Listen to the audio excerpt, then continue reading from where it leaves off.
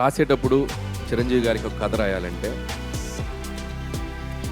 ఒక డ్యాన్స్ని అలవోకగా గ్రేస్తో మూమెంట్స్తో డ్యాన్స్ అంటే ఇలా కథ చేయాలని చెప్పాలంటే చిరంజీవి. సో అలాంటి ఒక చిరంజీవి గారికి ఒక కథ రాయాలంటే ఒక పెన్ను మొదలెడితే ఫస్ట్ ఆఫ్ ఆల్ ఈ సంక్రాంతిని కూడా నాకు ఇంత మెమరబుల్గా చేసినందుకు ప్రేక్షకులందరికీ, తెలుగు ప్రేక్షకులందరికీ, ప్రపంచం గ్లోబ్ చుట్టూ ఉన్న తెలుగు ప్రేక్షకులందరికీ థ్యాంక్ యూ సో మచ్. ఎంత చెప్పినా తక్కువే. Thank you. మీ ప్రేమ నేను మాటల్లో చెప్పలేను. మళ్ళీ మళ్ళీ ఇలాంటి మంచి సినిమాలు తీసి మీకు ఆనందాన్ని ఇచ్చి దాంట్లో మళ్ళీ నా కృతజ్ఞతను మీకు తెలియజేసుకుంటాను. అంతకుమించి నేనేం చేయలేను. థ్యాంక్ యూ అండి. Thank you so much. అలాగే ఇప్పటి వరకు నా పనిచేసిన టెక్నీషియన్స్ కానీ అందరూ నా గురించి చాలా మంచి మాటలు చెప్పారు.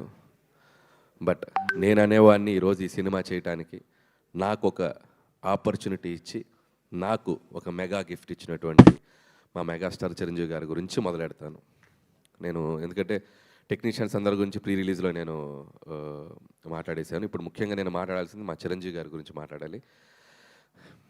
నేను ఈ కథ చాలామందికి తెలియని విషయం ఏంటంటే, నేను ప్రతి స్క్రిప్ట్ ఒక 2.5 months to 3.5 months పడుతుంది. నేను వైజాగ్ వెళ్ళి కూర్చొని, చాలామందికి తెలుసు, అక్కడ ఒక 2.5 నుంచి 3 months పడుతుంది ఒక కథ. విత్ డైలాగ్ వెర్షన్ అంటే 3.5 months పడుతుంది. చాలా సర్ప్రైజింగ్ థింగ్, చాలా షాకింగ్ థింగ్ ఏంటంటే, ఈ సినిమా ఫస్ట్ హాఫ్ 15 రోజులు, సెకండ్ హాఫ్ 10 రోజులు, అంటే 25 daysలో ఫినిష్ చేసినటువంటి స్క్రిప్ట్ ఇది. ఫాస్టెస్ట్ స్క్రిప్ట్ నా కెరియర్లో నేను చేసిన స్క్రిప్ట్ ఇది. దానికి ఎందుకు ఇంత ఫాస్ట్గా అయింది అని మీరు అనుకుంటే దానికి కారణం మెగాస్టార్ చిరంజీవి గారు. రాసేటప్పుడు చిరంజీవి గారికి ఒక కథ రాయాలంటే ఎలా రాయాలి, ఎలా మొదలెట్టాలి, ఎలా మూమెంట్స్ క్రియేట్ చేయాలి, ఎలా ఈ సినిమాని కంక్లూడ్ చేయాలి, ఇలా ఆయన అనుకుంటే దానికి ఇన్స్పిరేషన్ ఇచ్చింది చిరంజీవి గారే. కాసేపు చిరంజీవి గారు అనకుండా ఒక సగటు ప్రేక్షకుడుగా, సగటు అభిమానిగా ప్రేక్షకులు చిరంజీవి గారిని ఎలా అభిమానిస్తారో అలా మాట్లాడుకుంటే, డైలాగ్ని చాలా కూల్గా మాట్లాడుతున్నట్టు చాలా క్యాజువల్ బాడీ లాంగ్వేజ్తో దానికి ఇన్స్పిరేట్ చేసింది చిరంజీవి. ఒక బాధని, ఒక ఎమోషన్ని, కంటి నుండి నీళ్ళు బయటికి రాకుండా ఆర్ద్రతతో మన అందరినీ ఏడిపించగలగాలంటే చిరంజీవి.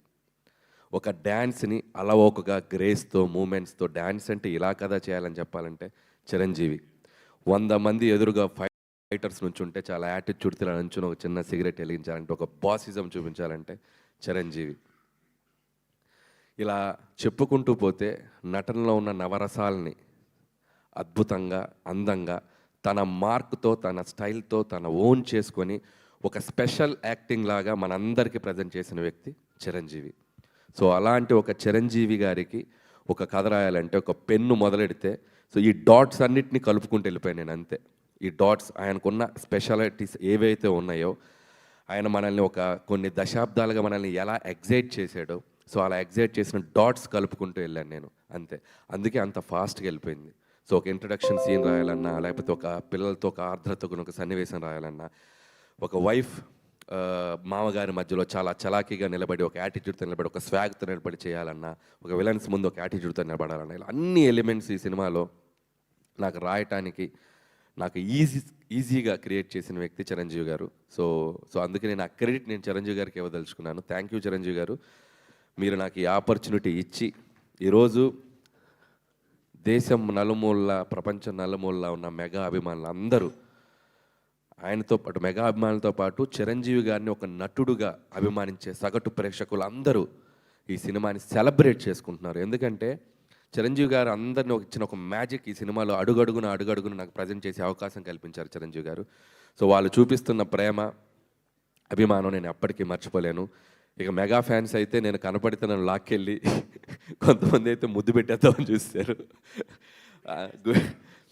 అంత అభిమానం చూపిస్తున్నారు. అండ్ ట్విట్టర్లో కానీ, సోషల్ మీడియాలో కానీ, ప్రతి చోట వాళ్ళు చూపిస్తున్న అభిమానం నేను ఎప్పటికీ మర్చిపోలేను. ఇది అంతా కుదిరిందంటే దానికి కారణం చిరంజీవి గారు. And thank you Chiranjeevi sir. నేనేదో ఒక టైమింగ్ అనుకొని, నేనేదో కొన్ని డైలాగులు అనుకొని ఏదేదో రాసేసుకొని వచ్చి సార్ నేను ఇలా అనుకుంటున్నాను, ఇలా చేద్దాం అంటే 150 సినిమాల ఎక్స్పీరియన్స్ ఉండి ఎంతోమంది దిగ్దర్శకులతో పనిచేసిన చిరంజీవి గారు ఈరోజు ఆయన పక్కన వాళ్ళు అందరూ బచ్చాగాళ్ళే. మా టీంలో అందరూ ఆయన చూస్తూ పెరుగుతొచ్చిన అందరం ఇంత బచ్చాగాళ్ళం ఆయన సినిమాలు చూసేస్తుంటే, ఇంత పిల్ల బచ్చాలందరూ ఆయన పక్కన ఉన్నా కూడా స్టిల్ ఆయన కూడా మాతో కలిసిపోయి ఒక నార్మల్ మనిషిలాగా, ఒక నార్మల్ ఆర్టిస్ట్గా ప్రతి ఒక్కరికి ఆ స్పేస్ ఇస్తూ ఆయన ఎక్స్పీరియన్స్ని మాతో షేర్ చేస్తూ మా అందరి వెనకుండి నడిపించిన శంకరుడు మా శంకర్ వరప్రసాద్ గారు, మా చిరంజీవి గారు. నన్ను ముద్దుగా విసు గారు అని పిలుస్తుంటారు, విశ్వం గారు అని పిలుస్తుంటారు. ఎందుకంటే కొద్దిగా చాదస్తంతో ఒక 2-3 టేకులు ఎక్కువ అడిగితే అబ్బా నువ్వు విశ్వనాథ్ గారిలా పనిచేస్తున్నావయ్యా బాబు విశ్వం గారు ఇలా రండి అని చెప్పి చాలా సరదాగా ముద్దుగా పిలిచేవాళ్ళు. సో మాకు పనిచేసిన 85 రోజులు హర్ష గారికి బాగా తెలుసు, త్రూ అవుట్ ఉన్నారు. సో 85 రోజులు ప్రతిరోజు ఒక బ్యూటిఫుల్ మెమరీ. మాట్లాడుకుంటూ పోతే చాలా ఉంది. సక్సెస్ఫుల్ ఈవెంట్కి కొద్దిగా దాచుకుందాం, సక్సెస్ ఈవెంట్కి. సో ఇది ప్రస్తుతానికి చిరంజీవి గారి గురించి నాకు మనసులో ఉన్న ఒక ఫీలింగ్ మీకు ముందు పెట్టాలనిపించింది.